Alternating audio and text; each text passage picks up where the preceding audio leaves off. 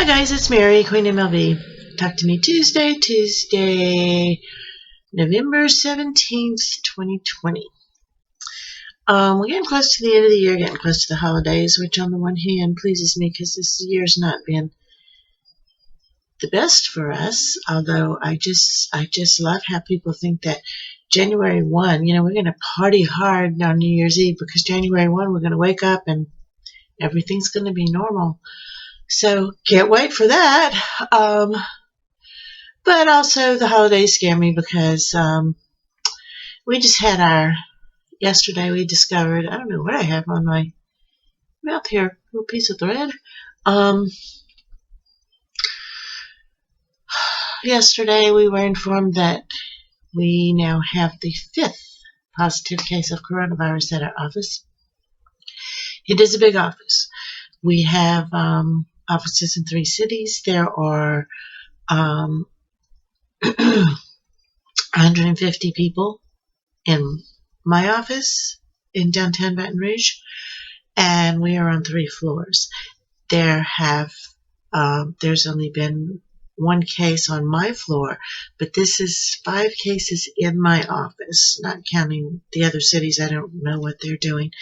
Apparently that's a different story about why HIPAA doesn't apply to knowing your coworkers have coronavirus, but some people see it a different way. Anyway,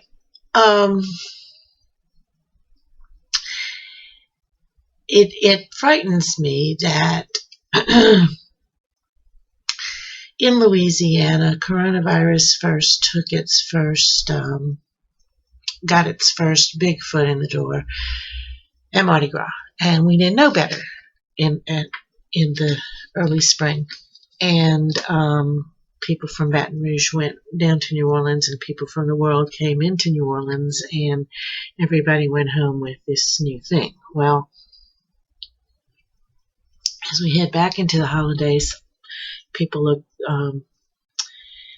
going to be not only mixing up all over the state, but leaving the state. A lot of us have relatives, friends in neighboring states, and people are traveling more than I think they should.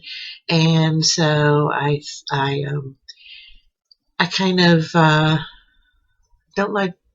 I've not since we came out of working at home and went back to the office. I've not felt completely safe at the office. And I think that's going to get worse as the holidays come because the parties haven't stopped. Every weekend I have coworkers talking about, just got back from Cabo. Look at the pictures. We were with 5 other couples who we haven't seen in years. Look at, I went to the greatest wedding over the weekend, and then right in my neighborhood, they still are having I live in a neighborhood full of college students, and I live in an older neighborhood in the neighborhood that I grew up in, and a lot of the houses are now rentals, including the one I'm in right now is a rental that I'm renting from my family until I can move, hopefully in 2021. That was going to happen this year, and it doesn't look like it's going to. So a lot of the rentals in the area are college students, and they do have, you can't even drive on the streets.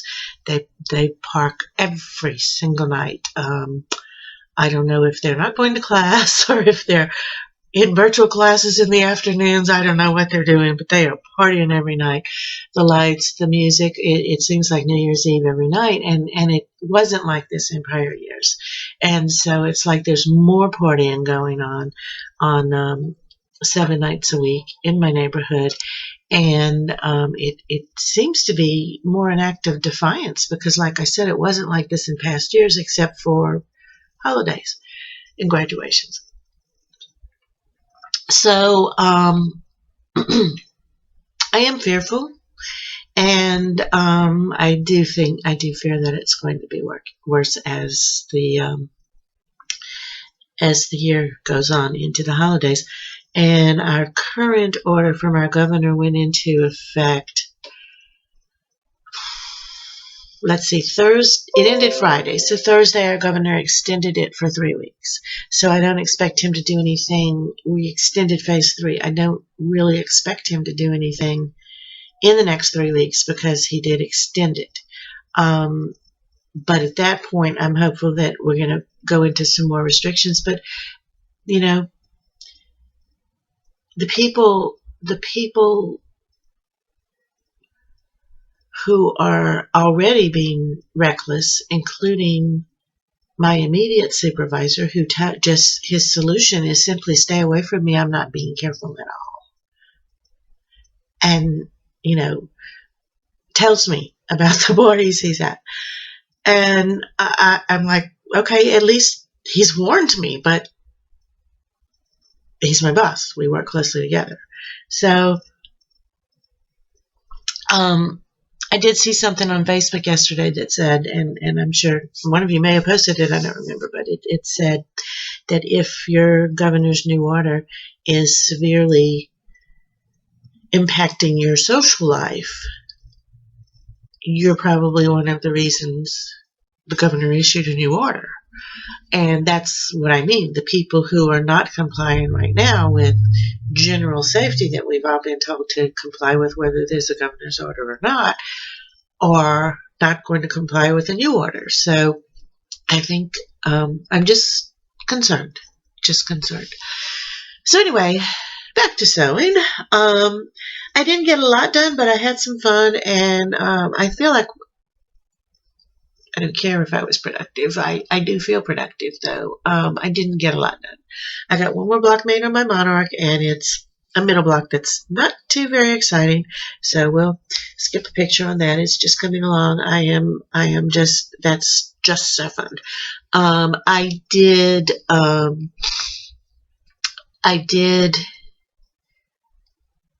don't know if I showed you my, no, I did design a long arm quilting design for the Flamingo, the Project Linus Lucy's Love Notes quilt. And what I did was what I love to do, and that is, seems like I did tell you about this. Copied the Flamingo, put some hearts in it, put it together, and I'll figure out if I posted that last week. If I didn't, then I'll put a picture here. If I did, we'll just skip that. Okay. So back to Lucy. Last week I told you that I had skipped step. There were 7 weeks of this mystery, and I had skipped, I think, clue 3, which was the envelopes. And actually, Crystal had a great suggestion to not do envelopes, to do big hearts. Well, that's a great idea, but I already, the problem, here was the problem with the envelopes.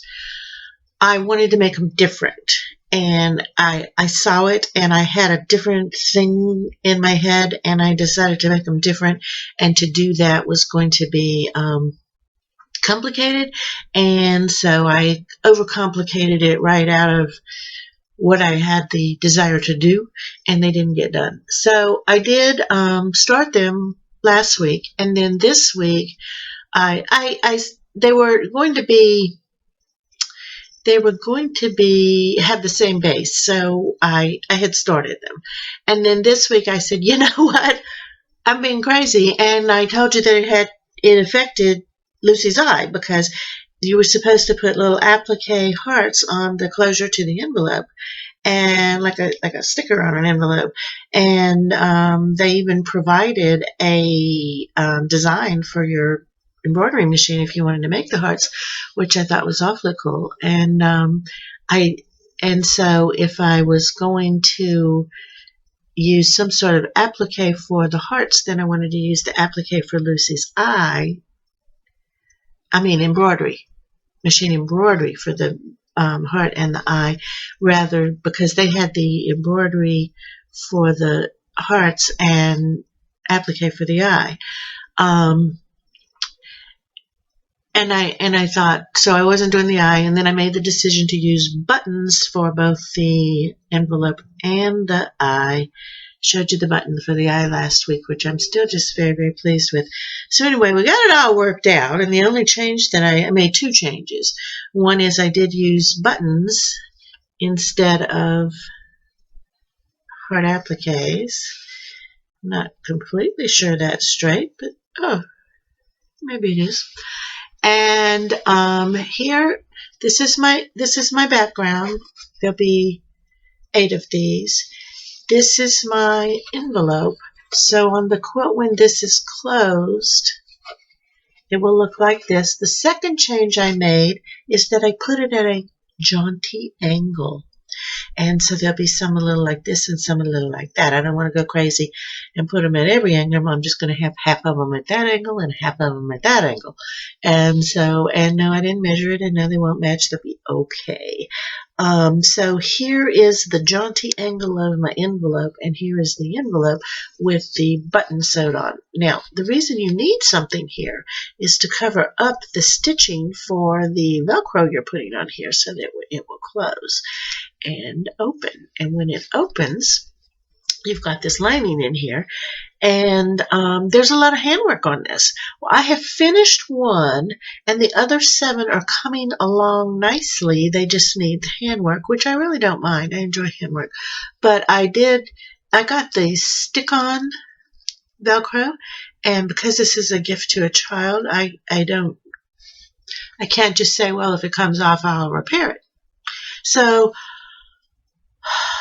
these are supposed to handle laundry and stuff and be permanent, but I hand stitched them down and cut the corners in my top stitching just to make sure. And then this little piece right here is hand stitched on. And then, of course, the button is hand stitched on because I like to put my buttons on with the machine. Just as you make your zigzag wide enough to fit in the holes, and you put it at a 0 stitch length, and done. And I did that, and under here I got a bird's nest, and which was right in my Velcro, and it turns out it was, once I started hand stitching, I realized why that was. It's because of the Velcro, because the glue on there really gums up your needle, even on the hand stitching. So that was the reason for that. So I put the button on by hand. I already had the thread and the needle out. So anyway, this is adorable, and of course Lucy's love notes go inside, and then, you know, the child can have her choice of using those or not. I don't really care. And so I have one of my 8 envelopes. Now, once I had the other 7 of these with the handwork done, they're ready to go in the quilt, and the quilt's ready, and I'm ready to long arm it. So that's awfully close. And then our receptionist had a birthday yesterday, and she and I have become close. And she lost her husband this year in a car accident in Florida, if you can imagine. He was there, she was not. She was telling me, she's an older woman, she's older than I am, and she was telling me this. I was telling her about the magnolia quilt that I'm making, and she told me the sweetest story, and I've not fact checked it. And my expert on this at this point would be my brother, because he's a lawyer and a political scientist, so he kind of knows and he never left here. I left and came back. So he would know Louisiana laws better than me, but I have not heard of this one. She told me a story about when she was a child living in New Orleans, and they had a beautiful magnolia tree down the street from her. And she came home one day with the magnolia, and she was very proud of it. And her mother grabbed her and pulled her in the house and said, "Don't let anybody see you with that. As pretty as those are, they're the state flower, so it's illegal to pick them." And little girl, magnolia tree. I'm sure she picked it up off the ground. She didn't climb that tree and pick it. Although I climbed our magnolia tree as a child. Anyway, she got in trouble for picking this magnolia, and she just loves them. But she feels that they're contraband. I have never heard that picking a magnolia is illegal. I don't know if that is a state law. I don't know if it's a New Orleans law or if her mother just told her that because for whatever reason. Maybe the person who owned the tree didn't like kids. I don't know. But I've never heard that. And I have a magnolia tree right in my yard here. I picked the leaves off and put them on I made a wreath for my mom a couple years ago and used all of the magnolia leaves for the wreath, and then I put silk magnolias on it just because she was in a nursing home and I couldn't replace them every 2 days when they died. So I've not picked a magnolia flower lately. So anyway, I'm making the magnolia quilt, which I will get back to. And I took one of those blocks and made her a pillow. And I told her that she can pick this one up without getting in trouble. And she was genuinely touched. And so here's a picture of that.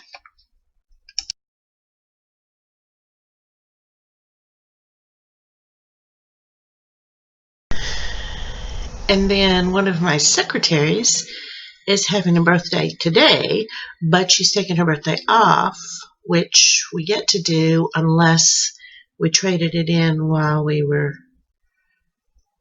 for a sick day, because we've got all these new rules where a lot of people are staying home when they're not very sick, and you can trade that for your birthday, which is what I did for my birthday in December.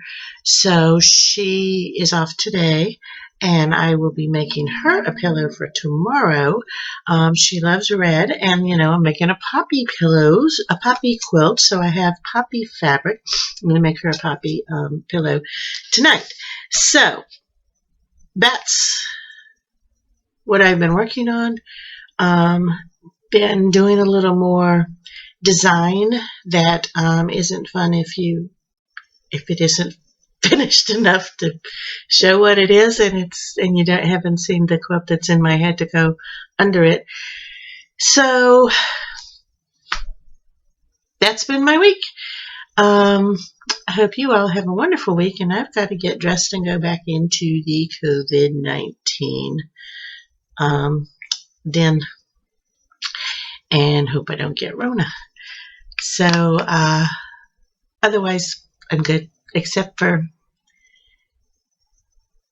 not wanting to get in the car and go over there every day, because once I'm there I'm careful and I'm just kind of in my island, and I don't go see anybody. I don't leave my place, and I get over it. But so I'll be fine. But I'm off to there, and maybe next week, I've been working with Michelle on something, and maybe next week we'll have something to report on that. It's not something you can share in, but something we can share with you. So hopefully we'll get that handled this week too. Have a good week.